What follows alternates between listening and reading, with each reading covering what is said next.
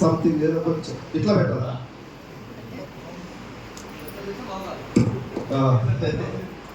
Good morning.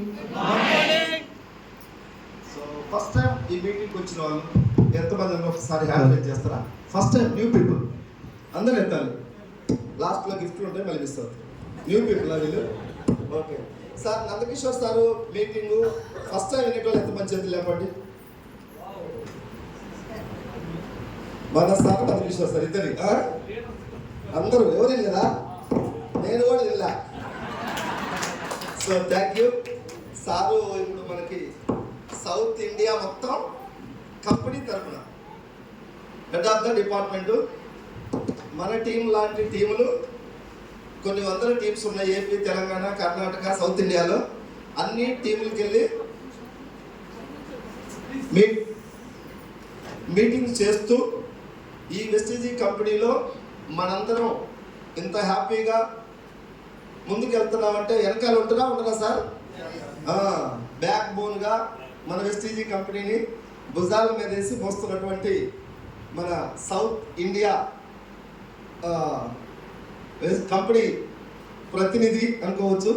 So అలాంటి గొప్ప వ్యక్తి మన చిన్న టీం కోసం టైం ఇచ్చి వచ్చినందుకు ముందుగా నందకిషోర్ సార్కి మనందరం కూడా హృదయపూర్వకంగా కృతజ్ఞతలు హార్ట్ఫుల్గా సెన్స్ నుంచి తెలియజేస్తాము. గురువు గారు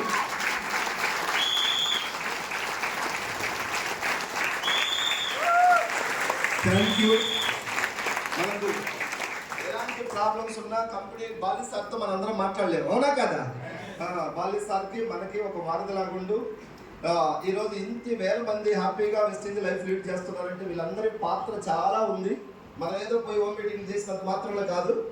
సో ఆ విధంగా గురువు గారు మనకు చిన్న టీం అయినప్పటికీ టైం ఇచ్చి వచ్చినందుకు హ్యాపీగా అనిపిస్తూ ఉంది నాకు కూడా. నిన్ననే గురువు గారు 9వ తారీఖు మంచిర్యాల మన అసోసియేషన్లో ఒక మీటింగ్ గ్యాదర్ అయ్యారు. ఆ రోజు నేను సో 9వ తారీఖు గురువు గారు మంచిర్యాలకు ఒక డేట్ ఇచ్చారు. అక్కడ చాలా గ్రాండ్గా మన అసోసియేషన్ వాళ్ళు సక్సెస్ చేసుకున్నారు. గురువు గారు మీటింగ్ అయిపోయినాక నేను కొంతమంది లీడర్స్ అడిగా ఎలా జరిగింది మీటింగ్ అని. సార్ మళ్ళీ ఇంకొకసారి సార్ వస్తే బాగుంటుందని ఎదురు చూస్తున్నాము, అంత బాగా మంచి వాల్యుబుల్ మెసేజ్ మనకి ఇచ్చారు సార్ అని చెప్పేసి అడిగితే మళ్ళీ రిక్వెస్ట్ చేసినాం సార్ని. డెఫినెట్గా మళ్ళీ మంచిర్యాల ఒక టైం ఇస్తానన్నాడు.